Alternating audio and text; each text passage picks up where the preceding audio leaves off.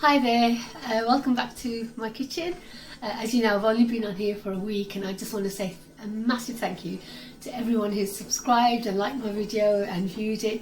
Thank you so much. I've had so many requests for different dishes, so I'm going to go through them slowly. This one today is especially for my friend Kerstin, who wanted me to show her how to make an aubergine curry, so I'll be doing that today. And here goes. Enjoy!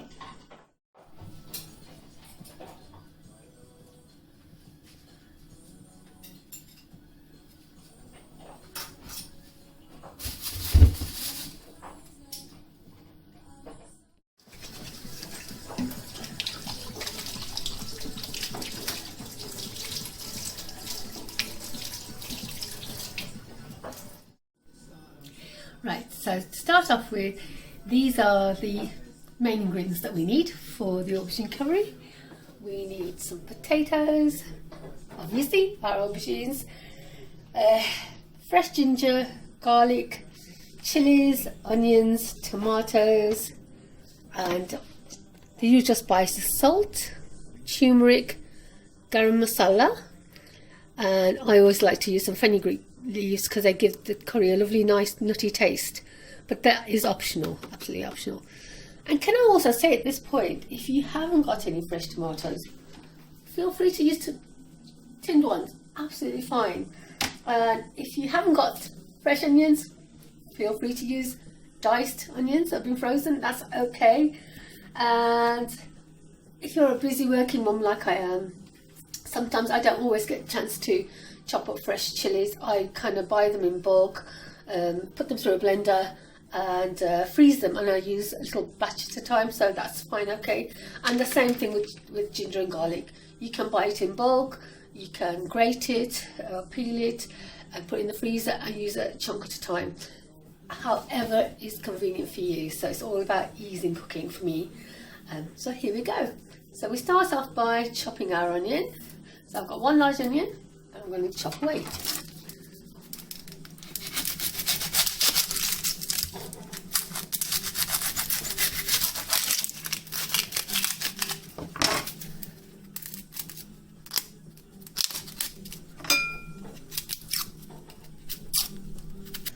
I suppose this curry would probably be, you would probably be able to serve up to 6 people, because I'm using 3 aubergines, 1 large onion.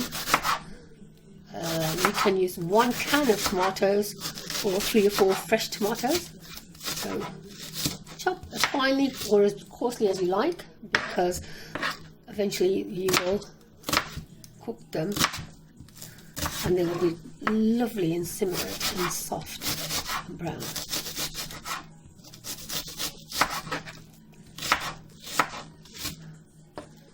First bit done. Here we go. Here, gas is on, pan is ready. I'm going to put it, I buy in bulk, so as you can see I've got a huge pot, but I only use a little bit because I really do. That's all you need. It's almost about like 2 to 3 tablespoons of cooking oil, sunflower oil. What oil you use is up to you, it's totally optional. And I'm just going to wait for that to really heat up, and then I'm going to throw in my wonderfully diced onions. So we're just waiting for that to heat up.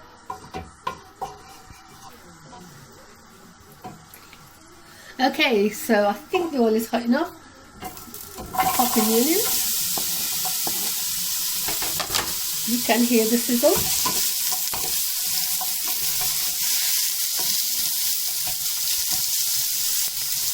And at this point, I'm going to leave this for 5 minutes. I'm going to lower the heat. Excuse me, I'm going to lower the heat because I'm going to now prepare the ginger, garlic and chili. Lower the heat. Put it on. And now let's sort out the ginger, garlic and chili. Okay, so you need about 3 garlic cloves, or 4 if you are a garlic lover like me. That's absolutely fine. Peel the garlic. Here we go. Simple as that.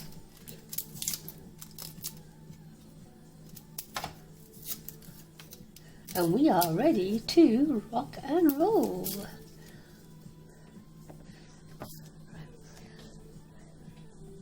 And as long as you wash it, the skin is really good. So I never actually take the skin off because I think it's extra fibre and it's good for you. So I'm going to grate the ginger. You can chop it. Again, that is entirely up to you. So just a small piece.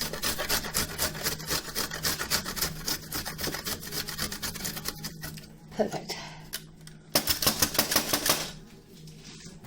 Chopped up a piece of garlic, but again, don't be afraid. You can use the grater on it too, if you wish. It just makes, you can feel the taste when you cook when you eat the curry. It just makes it a bit more tastier when you kind of grate it, because you can taste the little pieces. It's a bit like chopping it finely, really. And the bits that are hot, difficult, you can just chop. Just like what I'm going to do here. So you have an alternative. Okay. So when it comes to chopping chilies, just break off the stalks. If I were doing 3 aubergines, you know, chilies are a funny thing because they all, some are very hot. Usually the smaller the chili, the hotter the flavour, and the bigger the chili, the less hot it is in terms of taste. So these are medium-sized chilies, so I'm going to use 5 for using 3 aubergines and potatoes, but you can choose less. You can always add more. Again, it's entirely up to you. And some people like to take the seeds out. I have never done that in my life, so I'm not going to start now. So seeds are always in. Chop small as you can, and then sideways, lengthways, however you want to.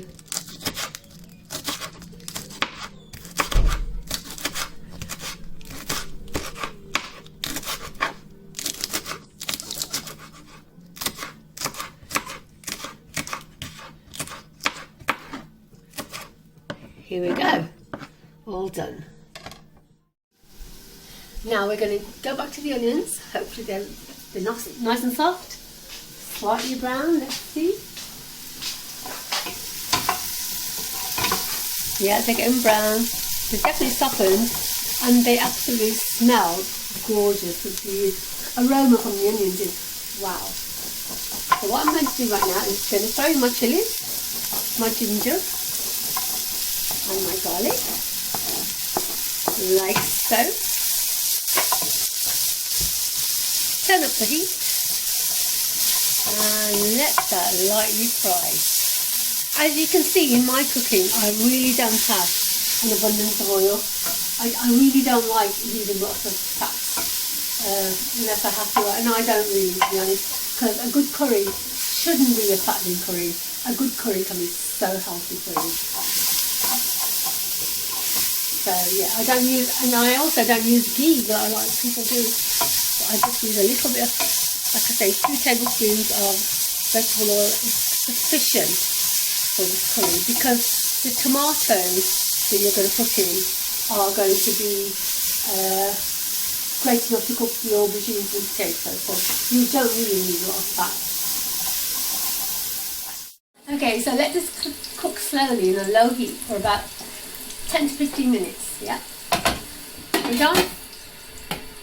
Leave it alone. Okay, so now everything is simmering for 10-15 minutes. I'm going to use some fresh tomatoes because I have them in my fridge. If you don't, do not feel guilty about using tin tomatoes. They are the best invention ever. So if I didn't have these, I would be using that. Because I have plenty, I don't want them to go to waste, so I'm just going to chop up my fresh tomatoes, ready to go into my curry.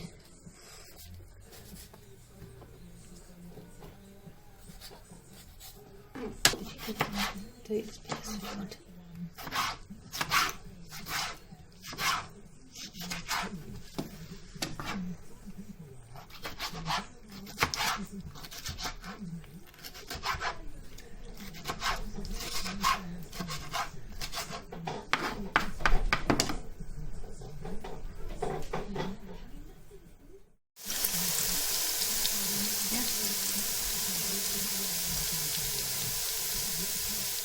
Now that the onions, ginger and garlic are ready, and chilies, let's go back to the cooker.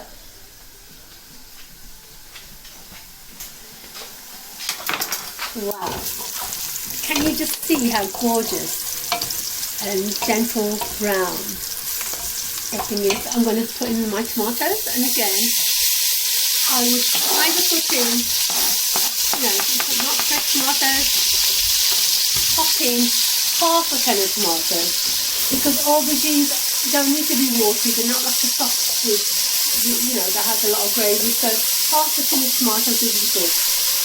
2 fresh tomatoes or half a tin of tomatoes, and I'm just put that in there, and it's cooking gently, and I'm going to leave that for about 5 minutes. So important to wash your hands in between, just for hygiene's sake, and you don't want to mix different flavours and smells together, but keep washing your hands. All good, all good.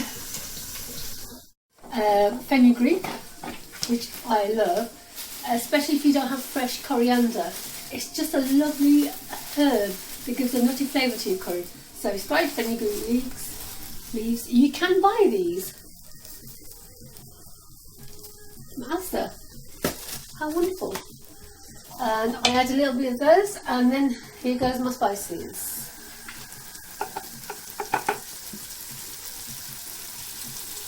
Maybe 1/4 teaspoon of salt. Again, this is you can put as much as you like. If you're a salt lover, you can put a little bit more. I would say 1 teaspoon of turmeric, 1 teaspoon of garam masala. And that's it. That's red chili powder. I hardly use that, but when I do, I'll let you know about it. Okay, so we stir this in to the base of this aubergine curry. We absolutely turn the heat down. Totally. Turn it down rapidly, and we leave it. And in this time, I will chop up my aubergines and my potatoes, and by the time I've chopped them up, this will be ready. I can plonk them in. If you haven't already, please subscribe and like. I'd be really grateful. Right, we're in this part of the video where the mixture, the base curry, is being cooked for our aubergine potato dish. So at this point, the first thing I need to sort out is the potatoes, not the aubergines, because potatoes go in first because they're hard to cook. All I've done is I really don't like to take the skin off, but I just chop the bits off that you need to, and I just dice my potatoes. If you've got 3 aubergines, 3 potatoes, equal quantity.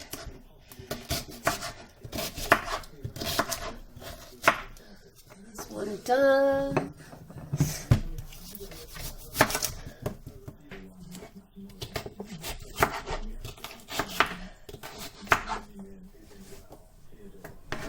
Sorted.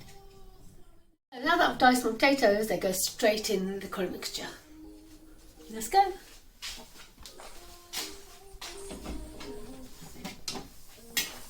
Wow, that smells so delicious. Here it goes. Give it a good stir.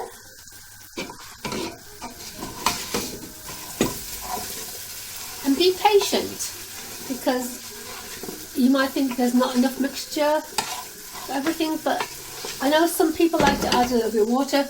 That's optional. If you want to add 2 or 3 teaspoons of water or half a cup of water, just simmer this down. It's up to you. But I am patient, so what I like to do is completely turn the heat down and let the steam do its bit. Turn the heat down, and I'd like to leave that for at least 5 minutes, 5 to 10 minutes before I add the aubergines, because aubergines cook much quicker than potatoes. There you go.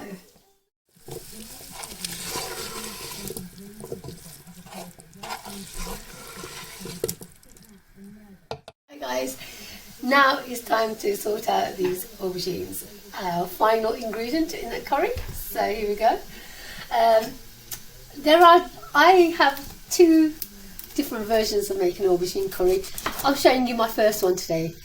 Another day I will show you when you can put these on a low heat on your gas and just let it cook so slowly, or put them in the oven and let them roast so slowly and cook them in a different style. That's for another day. But right now we are doing this dish for Kerstin. I really hope she makes this dish. Lets me know what it tastes like. So I've got my aubergines. Here we go. I've taken the stalks off, and all I'm going to do, very simply, is dice them.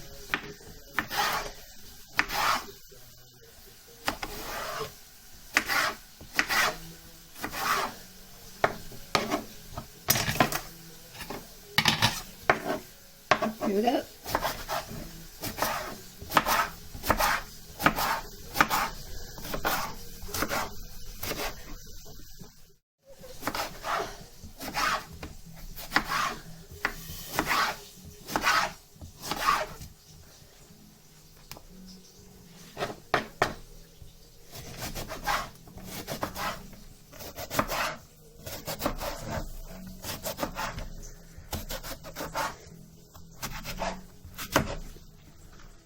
So when you come back to your potatoes, if you feel that they are sticking to the pan, like mine are right now, that's absolutely fine.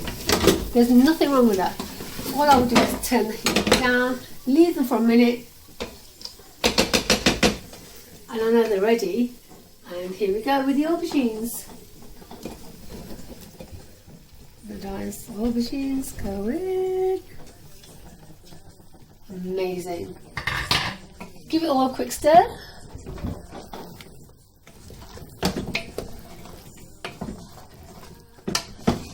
And this is where you have to be so patient. Give it all a quick stir. So everything's coated as much as possible. Oh, the smells. If I could send you the smells, guys, I really would. Are absolutely divine. Right. Okay, so what I want to say right now is, be patient, put the lid on, let this cook with steam for at least 20 minutes. Some people, and I am one of those people, like to add garden peas, because I love peas. It's optional, so I'm going to add some later on. So you'll see the finished version with some. You can throw in frozen garden peas right now, a cupful or a bowlful. It's up to you. And that will be it. So let's see what happens in 20 minutes. And here it is, the final dish, which you can garnish with some fresh coriander. Do enjoy.